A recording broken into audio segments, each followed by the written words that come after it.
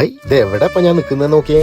നമ്മളെ ജോർജ് കുട്ടിയുടെ വീടല്ലത്? ലാലേട്ടന്റെ എക്കാലത്തെയും സൂപ്പർ ഹിറ്റുകളിൽ ഒന്നല്ല രണ്ട്, ദൃശ്യം 1 and 2. ഇതിന്റെ തമിഴ്, തെലുങ്ക്, കന്നഡ എന്താലേ കംപ്ലീറ്റ് ഈ വീട്ടിൽ തന്നെ. ജോർജ് കുട്ടിയുടെ സിറ്റ് ഔട്ടും മുറ്റവും ഒക്കെ ഒരുപാട് ദൃശ്യം 1 ലും 2 ലും ഒക്കെ ചിത്രീകരിച്ചിട്ടുണ്ട്. നമുക്ക് ഒരിക്കലും മറക്കാനാത്ത ഒരുപാട് സീനുകൾ. അതുപോലെ തന്നെ ഈ സിനിമയിൽ കൊല്ലപ്പെട്ട വരുൺ എന്ന കഥാപാത്രം, സിദ്ദീഖിന്റെ മകൻ, കാറിൽ വന്ന് ഇറങ്ങുന്നു. ലാലേട്ടന്റെ അഞ്ചു എന്താണ് ആ കുട്ടിയുടെ പേര്, ആ കുട്ടിയായിട്ട് സംസാരിക്കുന്ന സീനുകൾ, ചെറിയ കുട്ടി ഓടിപ്പോകുന്ന റോഡാണ് കണ്ടത്. അതൊക്കെ ചിത്രീകരിച്ചിട്ടുള്ളത് ആ വീടിന്റെ മുന്നിലുള്ള മെയിൻ റോഡിൽ വെച്ചിട്ട് തന്നെയാണ്. തൊട്ടപ്പുറത്തുള്ള വീട്ടിന്റെ മതിലൊക്കെ ഇപ്പോഴും അതേപടിക്ക് നിൽക്കുന്നുണ്ട്.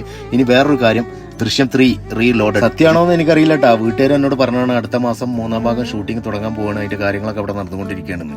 ആ കാര്യം നിങ്ങളായിട്ടൊന്ന് പങ്കുവെച്ചെന്ന് മാത്രം. പിന്നെ ഇതിന്റെ 2-ാം ഭാഗം ഇറങ്ങുന്ന സമയത്ത് പല ആളുകളും ഓൺലൈനിലൂടെ തിരക്കഥകളൊക്കെ എഴുതിയിരുന്നു. 2-ാം ഭാഗം ഇങ്ങനെ ആയിരിക്കും, അങ്ങനെ ആയിരിക്കും എന്നൊക്കെ പറഞ്ഞിട്ട് നല്ല രസമായിരുന്നു കേട്ടോ അതൊക്കെ വായിക്കാൻ. അതുപോലെ 3-ാം ഭാഗം എങ്ങനെ ആയിരിക്കും നിങ്ങളുടെ ഭാവനയിൽ നിങ്ങൾക്ക് എന്തെങ്കിലും തോന്നുന്നുണ്ടെന്നുണ്ടെങ്കിൽ ഇങ്ങോട്ട് പോന്നോട്ടാ, എഴുതൂടി ഇങ്ങോട്ട്. ഇതൊക്കെ ഒരു രസം.